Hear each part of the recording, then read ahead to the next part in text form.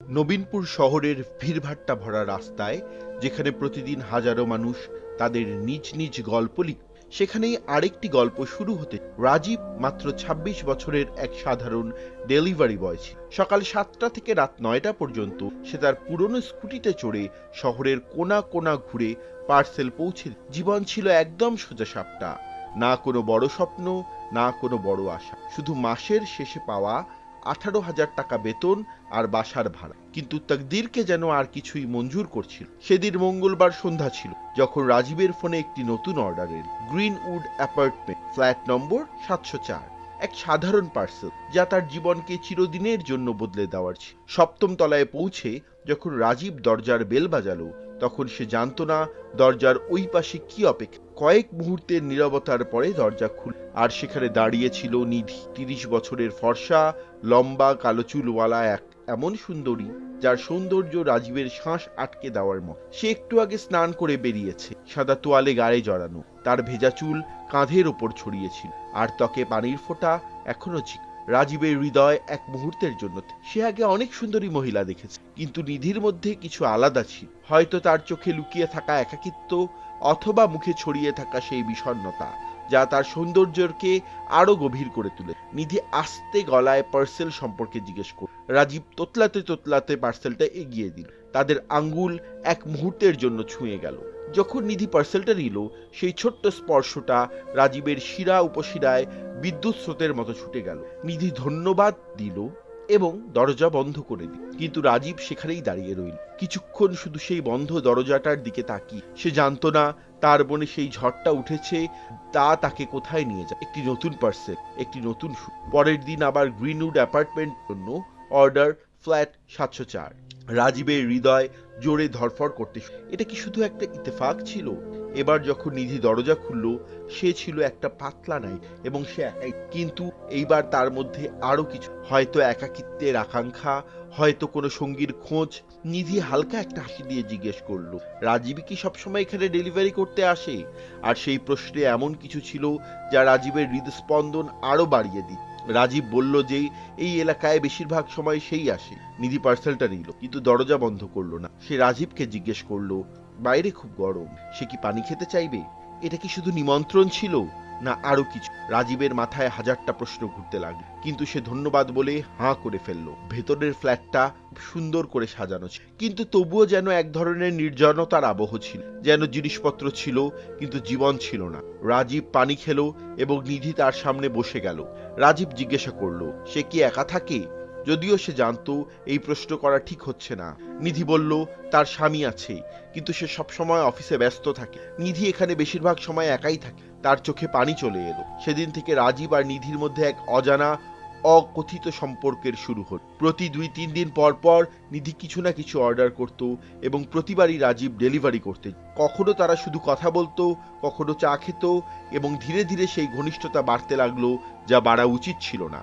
২ মাস পর এক শুক্রবার রাতে নিধির স্বামী বিক্রম অফিস ট্রিপে ছিল। নিধি রাজীবকে ফোন করে বলল, তার কিছু কথা আছে, সে কি আসতে পারবে? রাজীব জানতো এটা ভুল। সে জানতো তার যাওয়া ঠিক হবে না, কিন্তু নিধির কণ্ঠে যে ব্যথা ছিল, যে একাকিত্ব ছিল, তা তাকে টেনে নিয়ে গেল। যখন রাজীব পৌঁছালো, নিধি দরজা খুলল। নিধি আস্তে করে বলল, আজ সে একা থাকতে চায় না, এবং সে যেন রাতটা তার সাথে কাটায়। একলা দুটো হৃদয় একে অপরের মধ্যে তাদের একাকিত্বের চিকিৎসা খুঁজে। শুরুর দিকে শুধু কথা, তারপর পাশে বসা, তারপর হাত ধরা, তারপর সেই মুহূর্ত এলো যখন দুটো শরীর এক হয়ে গেল। নিধির শ্বাস দ্রুত হচ্ছিল, তার ত্বকের উষ্ণতা, তার শ্বাসের শব্দ, তার ঠোঁটের স্বাদ, সবকিছু রাজীবকে এক অন্য জগতে নিয়ে যাচ্ছে। সেই রাত শুধু দেহের মিলন ছিল না, ওটা ছিল ২ ভাঙা হৃদয়ের মিলন।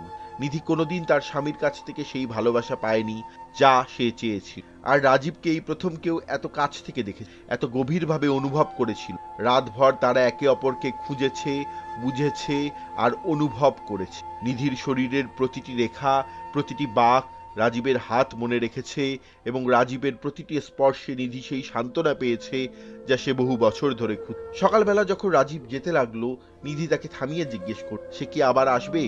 রাজীব না ভেবে হাঁ বলে ফেলল, এবং সেই এক সপ্তাহ তাদের তাকদীরের ফয়সালা করে দিল। পরের ৩ মাসে রাজীব আর নিধির সম্পর্ক আরো গভীর হয়ে গেল। যখনই বিক্রম অফিসে যেত, রাজীব চলে আসতো, তারা দুজন একে অপর ছাড়া থাকতে পারত না, কিন্তু প্রেমে অন্ধ হয়ে যাওয়া বিপজ্জনক।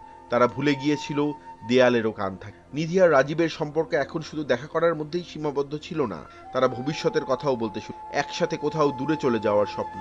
কিন্তু বিক্রম ছিল একটা বাধা। এক রাতে বিক্রম না থাকাকালীন রাজীবের বাহুতে মাথা রেখে নিধি বলেছিল, যদি বিক্রম না থাকতো। রাজীব প্রস্তাব দিল তারা পালিয়ে যেতে পারে। নিধি ভয়ে বলল, বিক্রম তাদের খুঁজে বের করবে, সে অনেক ক্ষমতাধর এবং তার অনেক কানেকশন আছে। তারপর এক রাতে নেশার ঘোরে তারা এমন কথা বলে ফেললো যা বলা উচিত না। রাজীব আস্তে করে বলল, যদি বিক্রম না থাকে তবে। নিধি চুপ হয়ে গেল, কিন্তু তার নীরবতাই ছিল উত্তর। সেই রাত থেকে তাদের দুজনের মাথায় একটি পরিকল্পনা তৈরি হল, এমন একটি পরিকল্পনা যা বিক্রমকে এই দুনিয়া থেকে চিরতরের জন্য মুছে দেয়। কিন্তু বিক্রম বোকা ছিল না। ৩৫ বছরের এক সফল ব্যবসায়ী এবং অত্যন্ত তীক্ষ্ণ বুদ্ধির মানুষ। সে বহু মাস ধরে দেখছিল নিধি বদলে যাচ্ছে। আগে সে মন মরা থাকে, এখন সে খুশি। আগে সে তার সাথে কথা বলতে চাইতো, এখন আর চাইতো না। একদিন বিক্রম হঠাৎ তাড়াতাড়ি বাড়ি চলে এলো এবং দেখলো ডেলিভারি বয় ফ্ল্যাটের বাইরে স্কুটি দাঁড়িয়ে রেখেছে। রাত ৮টায় কেমন ডেলিভারি? বিক্রম দরজা খোলেনি। সে নিচে গিয়ে অপেক্ষা করতে লাগলো। ৪৫ মিনিট পর ডেলিভারি বয় বের হলো, মুখে হাসি, হালকা পায়ে হাঁটছে। আর নিধি দরজায় দাঁড়িয়ে তাকে যেতে দেখছিল। তাদের মুখে যে ভাব ছিল তা পরিষ্কার করে দিচ্ছিল এখানে শুধু ডেলিভারি হয়। বিক্রমের রক্ত ফুটতে লাগলো, কিন্তু সে তার রাগ কন্ট্রোল করলো। সে জানতো এখনই কিছু করলে তা হবে তারও হুড়ো। পরের কয়েক সপ্তাহ বিক্রম চুপচাপ নিধির উপর নজর রাখতে লাগলো। সে ফ্ল্যাটের ভিতর লুকিয়ে ক্যামেরা বসালো এবং সে যা দেখলো তার সবচেয়ে খারাপ আশঙ্কার থেকেও ভয়ঙ্কর ছিল। শুধু তাই নয়, নিধির ওই ডেলিভারি বয়ের সাথে সম্পর্ক চলছিল এবং তারা দুজনে মিলে তাকে মারার পরিকল্পনাও করছিল। এক রাতে বিক্রম রেকর্ডিং এ শুনলো নিধি আর রাজীব তার গাড়ির ব্রেক নষ্ট করে দেওয়া বা খাবারে বিষ মেশানোর কথা বল। বিক্রমের ভেতরের দানব জেগে উঠল। সে ঠিক করলো ওদের এমন শিক্ষা দেবে যা তারা সারা জীবন মনে রাখবে, অথবা অন্তত জীবনের শেষ মুহূর্ত পর্যন্ত। শেষ রাতের আগে শনিবার সকালে বিক্রম নিধিকে বলল আজ রাতে তাকে অফিসে দেরি পর্যন্ত হয়তো সেখানেই থাকতে হবে, কারণ খুব গুরুত্বপূর্ণ মিটিং আছে। নিধির চোখে এক ঝিলিক চলে গেল। সে শুধু বলল ঠিক আছে। বিক্রম চলে গেল, কিন্তু সে অফিসে গেল। সে এক কেমিস্টের কাছে গিয়ে এক বিশেষ ধরনের বিষ, এই বিষ পানিতে মিশে যায় এবং এর কোনো স্বাদ বা গন্ধ থাকে না। মৃত্যু সঙ্গে সঙ্গে হয় না, কয়েক ঘন্টা পর হয়। বিক্রম বাড়ি ফিরে এলো। যখন নিধি স্নান করতে গেল তখন সে ফ্রিজে রাখা সেই পানির বোতলে বিষ, সেই বোতল যা শুধু নিধি ব্যবহার করত। তারপর সে চুপচাপ সেখান থেকে বেরিয়ে গেল। সন্ধ্যায় নিধি রাজীবকে ফোন করে জানালো আজ রাত পুরোপুরি তার, বিক্রম অফিসেই থাকবে। রাজীব রাত ৮টায় পৌঁছে গেল। নিধি দরজা খুলল। আজকের রাতটা ছিল স্পেশাল। দুজনে একসাথে ডিনার করলো। নিধি ওয়াইনের বোতল খুললো, মোমবাতি জ্বালালো এবং তারপর তারা দুজন আবার একে অপরের মধ্যে হারিয়ে গেল। রাজীবের হাতে নিধির শরীর জুড়ে ঘুরে বেড়াচ্ছিল। নিধির শ্বাস দ্রুত হচ্ছিল, তার ঠোঁট রাজীবের গলায় চুমু খাচ্ছে। দুজনের শরীর গরম হয়ে উঠছিল, ঘামে ভিজে যাচ্ছে। বেডরুমে তারা একে অপরকে সম্পূর্ণভাবে, প্রতিটি লুকোনো জায়গা, প্রতিটি স্পর্শ কাতরা। ঘন্টার পর ঘন্টা তারা ক্লান্ত হয়ে গেল। তখন নিধি উঠে জিজ্ঞাসা করলো রাজীব কি পানি খাবে? রাজীব হাঁ বলল, তখনও হাঁপাচ্ছিল। নিধি ফ্রিজ থেকে সেই বোতল বের করলো এবং 2 গ্লাসে দুজন একসাথে সেই পানি খেলো এবং অপরের চোখের দিকে তাকালো। তারপর তারা আবার একে অপরের মধ্যে হারিয়ে গেল। সম্পূর্ণ রাত যেন তারা বারবার থামতেই চাচ্ছিল না, যেন তাদের মনে হচ্ছিল এটা তাদের শেষ রাত। তারা জানতো না সেই পানি যা তারা পান করেছে সেটাই তাদের মৃত্যুর কারণ হয়ে যাবে। সকাল ৮টার মধ্যেই রাজীব এবং নিধি দুজনেই মারা গেছে, একই বেডে, একে অপরের হাত বাহুতে জড়িয়ে। সেখানে কয়েক ঘন্টা আগে তারা প্রেম করছিল। সকাল 10টায় বিক্রম বাড়ি ফিরল। তার মুখে কোনো অভিব্যক্তি। সে দরজা খুলে বেডরুমে গেল। সেখানে যা দেখলো তা ঠিক সে যেমন ভেবেছিল তেমনই। দুটি নিথর দেহ একে অপরকে জড়িয়ে।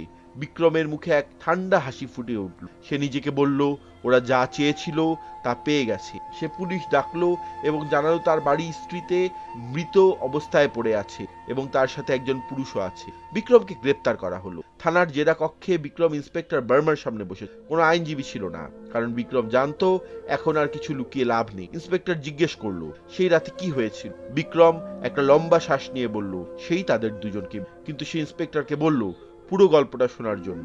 তারপর বিক্রম সব খুলে বলল, কিভাবে সে নিধি আর রাজীবের সম্পর্কে জানতে, কিভাবে সে তাদের কথাবার্তা রেকর্ড করেছে, কিভাবে তারা তাকে মারার পরিকল্পনা করছিল। বিক্রম ব্যথা ভরা গলায় বলল ওরা দুজন আমাকে মারতে যাচ্ছিল, আমি শুধু নিজেকে বাঁচিয়েছি। ইন্সপেক্টর উত্তর দিল বিক্রম আইন নিজের হাতে তুলে নিয়ে তার পুলিশের কাছে আসা উচিত। বিক্রম চিৎকার করে জিজ্ঞেস করলো তারপর কি হতো?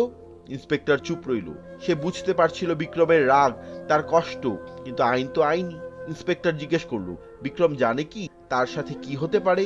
বিক্রম বলল সে জানে, কিন্তু সে জানালো তাকে কোনো আফসোস নেই তার। ওরা দুজন আমার জীবন নষ্ট করেছে, আমার হৃদয় ভেঙেছে এবং আমাকে মারার ষড়যন্ত্র করেছে। যদি আমি ওদের না মারতাম ওরা আমাকেই মেরে ফেলতো। বিক্রমকে দুটো হত্যার জন্য দোষী সাব্যস্ত করা হলো। বিক্রমের 25 বছরের কারাদণ্ড হলো। তার কোনো অনুশোচনা ছিল না, সে তার প্রতিশোধ নিয়ে ফেলেছে। কিন্তু এটা কি সত্যি ন্যায় বিচার ছিল? 3টি জীবন ধ্বংস হয়ে গেল। নিধি, যে এক ফাঁকা বিয়ের বন্ধনে আটকে ছিল এবং ভালোবাসার খোঁজে পথ হারিয়ে ফেললো। রাজীব, যে ভুল এক নারীর প্রেমে পড়ল। আর বিক্রম, যে সবকিছু হারালো, তার স্ত্রী, তার ইজ্জত এবং তার স্বাধীনতা। হয়তো শিক্ষা এটাই যে বিশ্বাসঘাতকতা যতই সঠিক মনে হোক শেষ পর্যন্ত সবসময় ধ্বংস ডেকে আনে। হয়তো শিক্ষা এটা যে ভালোবাসা এবং ঘৃণা দুটোই মানুষকে অন্ধ করে দিতে পারে। এবং হয়তো শিক্ষা এটা যে যখন মানুষ আইন নিজের হাতে তুলে নেয় তখন কেউই জেতে না, সবাই হেরে।